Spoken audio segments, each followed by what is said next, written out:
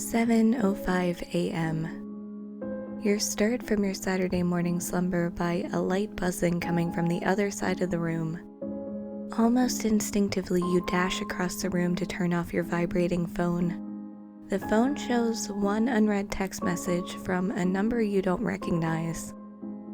Received 7:05. I'm not really sure what's going on. I'm scared, alone. I don't know what to do anymore.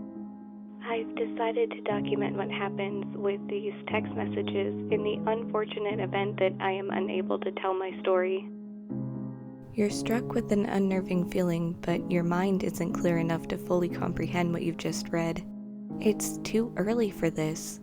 You decide to head back to bed and deal with it all later. 9:10 a.m. Your phone's familiar buzz rings through your head as you wake up to find another unread message. The number is the same as the first message, and the feeling the words give you isn't much different either. Received 9:10. I've decided the bathroom would be a good place to hide.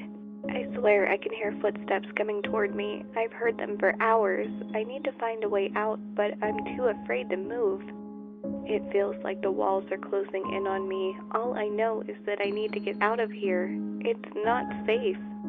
You're starting to get worried. You want to help and you want to try to reply, but you're unsure of what to say. You try to shrug the messages off as some kind of prank, but doing so doesn't seem to make the anxious feeling go away.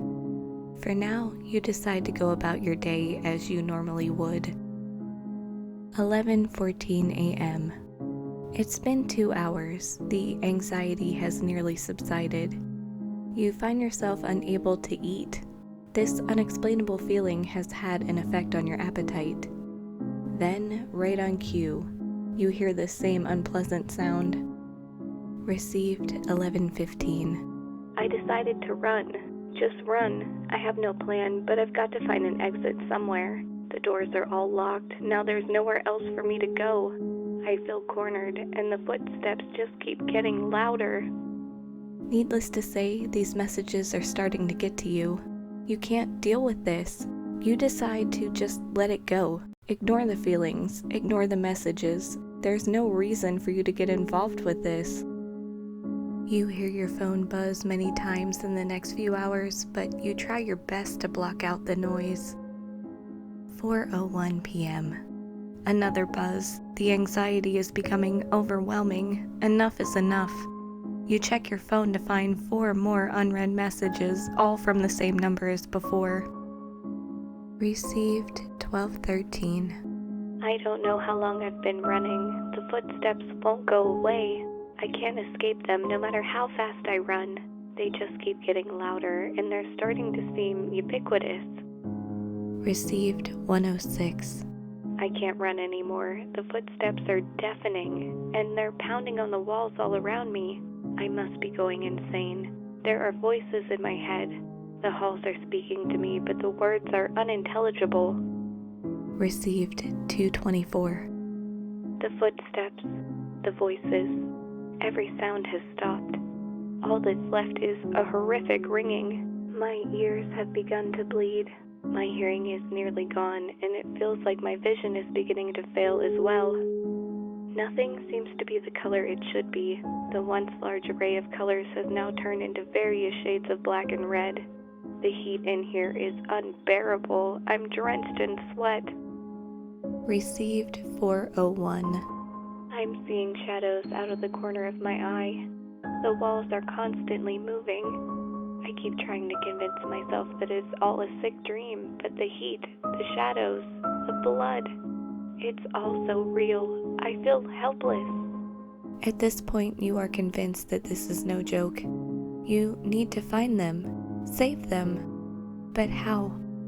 What could you possibly do to help? All you can do right now is wait for the next message. Received 512. I've started to pound my head against the wall in an attempt to make the voices stop. I feel like I'm surrounded, constantly watched by someone or something. Make it stop, please. Just make it stop. Received 556. There's so much blood. The pain doesn't seem to bother me anymore. It's my only distraction from this madness. I'm beginning to feel numb. I'm not sure how much longer I'll make it. If you're reading these messages, stay far away from Bellevue High School. There is something terribly wrong with this place. At that moment, you realize that whoever this person is, they are not that far from you. You go to that high school. This could be your chance. You could save them. 6:25 p.m. You've made up your mind. You are going to that school. You've got no idea what you're going to do when you get there, but you know that you've got to do something. You've waited long enough. Received 6:57. I can't take this. I can't stand another second of this nightmare. There is so much blood. I can barely breathe. I'm certain this will all be over soon. It has to be. Blood. So much blood. Make it stop. Please. Just make this madness stop. You dart into the school and take a quick look around. The halls seem to be empty. Where are they? You expected to see a bloodbath. For the first time, you reply to the message. Sent 7:02. I'm here. I'm at the school. Where are you? Almost instantly, you hear a buzz. Received 7:02. I'm here. I'm at the school. Where are you? At first, you're confused. You reread the message over and over again. The pieces slowly come together in your mind. The messages you received all day, they were sent from your phone. With that, the door slams shut behind you and you start to hear footsteps coming after you. Scared and alone, you turn to run, catching a glimpse of the time displayed on the clock overhead. 7:05.